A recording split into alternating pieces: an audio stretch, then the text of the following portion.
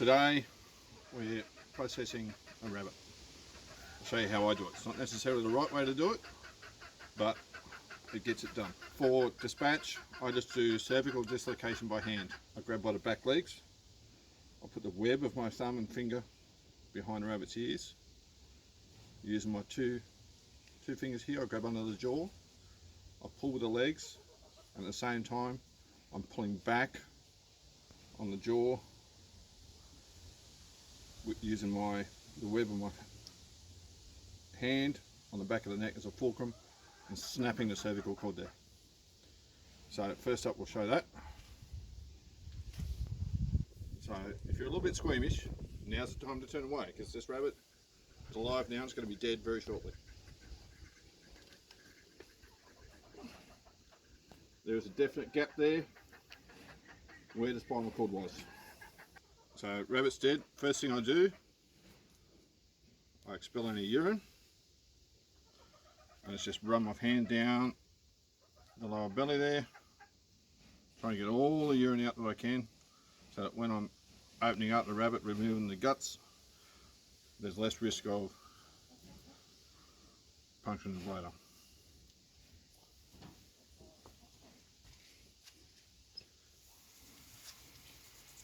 A little bit of water on the legs here, makes the fur a little bit easier to manage.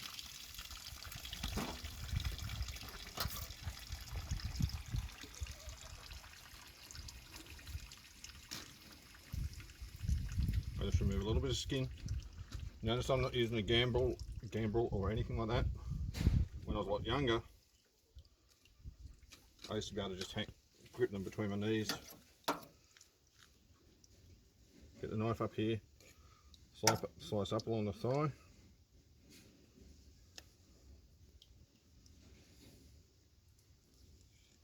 Same on the other side. Opening it up along the back.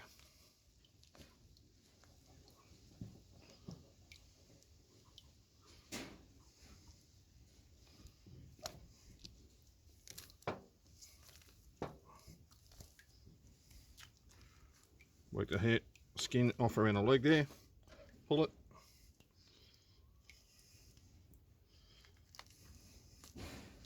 Same.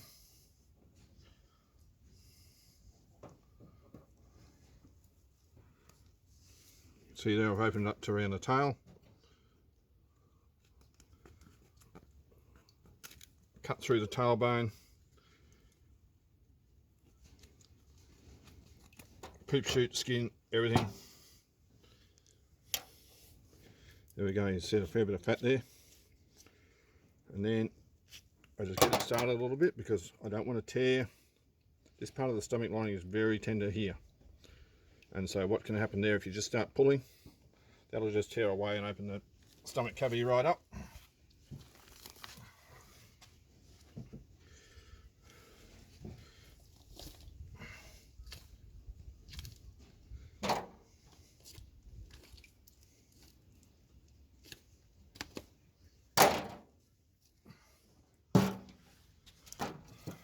That's that done.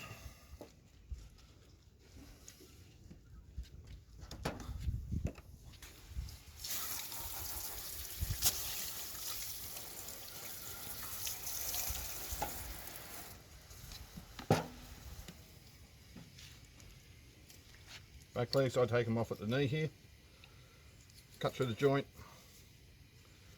down to the ankle.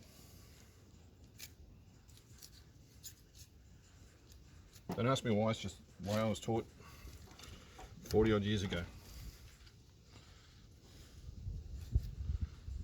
A lot of people use shears, kitchen shears for this. Again, it's just what I was taught. Some people use kitchen shears because they don't have the hand strength. But only two itty bitty bones there to break.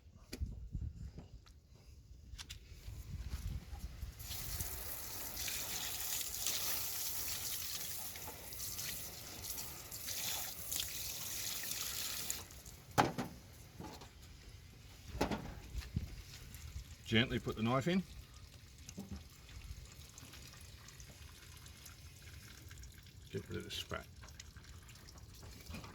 Slip sliding. Yeah.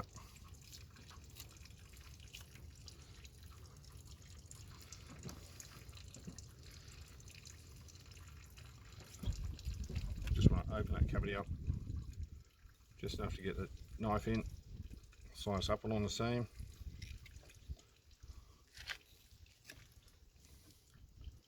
Then I get in through the sternum, cut right up, open up the chest cavity as well. Now this is a good time to see how your herd is doing as well, because you can check out your liver. Alright, what we want to look for in the liver, if we see any spots, it's an indication of coccidiosis. A nice healthy liver there, nice and dark. There's the gallbladder.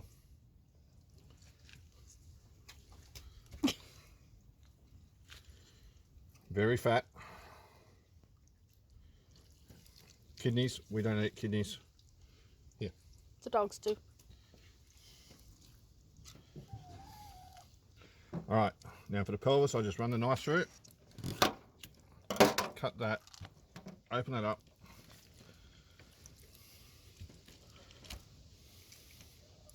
Poop shit just comes out in one hit.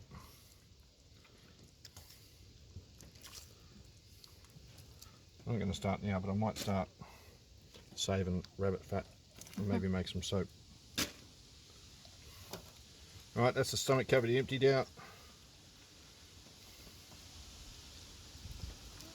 Lungs, heart,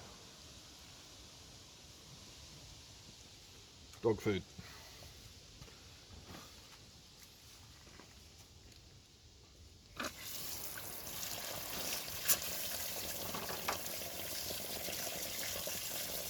Now with the cervical dislocation, you get a fair bit of bruising around the neck there. That's alright. We take the front legs off. We don't eat the rib cage. And we just, the rib cage goes to the dogs. We take the legs, we take the belly flaps, the loin, the back legs.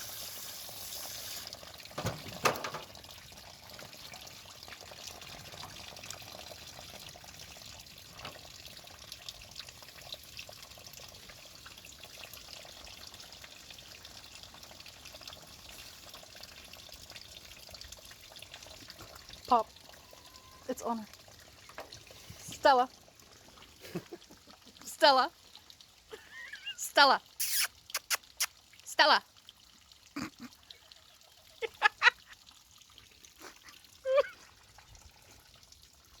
There we go, one rabbit.